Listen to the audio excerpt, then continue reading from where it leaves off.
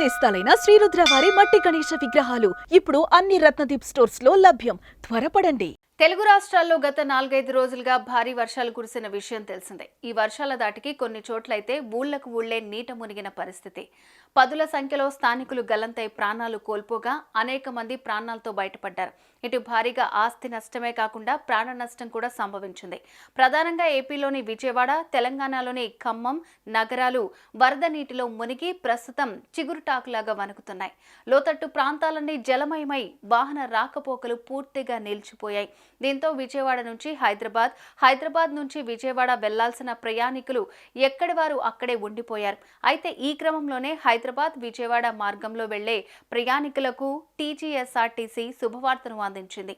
ఈ అవకాశాన్ని వినియోగించుకోవాలని సూచించింది. ఇంతకు టీజీఎస్ఆర్టీసీ తాజాగా ప్రకటించిన ఆ గుడ్ న్యూస్ ఏంటనే పూర్తి వివరాలు ఇప్పుడు తెలుసుకుందాం.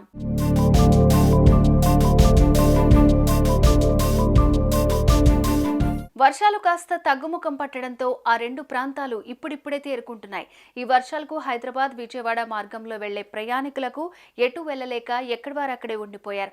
కాగా వాహన రాకపోకలు మెల్లమెల్లగా ప్రారంభమవుతున్నాయి. అయితే హైదరాబాద్ విజయవాడ మార్గంలో వెళ్లే ప్రయాణికులకు గుడ్ న్యూస్ ను అందించింది. ఆ మార్గంలో రాకపోకలు సాగించే వారి కోసం టికెట్ ధరలో 10% రాయితీని కల్పిస్తూ ఆర్టీసీ నిర్ణయం తీసుకుంది. రాజధాని ఏసీ సూపర్ లగ్జరీ బస్సుల్లో ఈ రాయితీ వర్తించనుందని ప్రకటించింది. ఈ డిస్కౌంట్ సదుపాయాన్ని ప్రయాణికులు సద్వినియోగం చేసుకోవాలని టీజీఎస్ఆర్టీసీ కోరింది.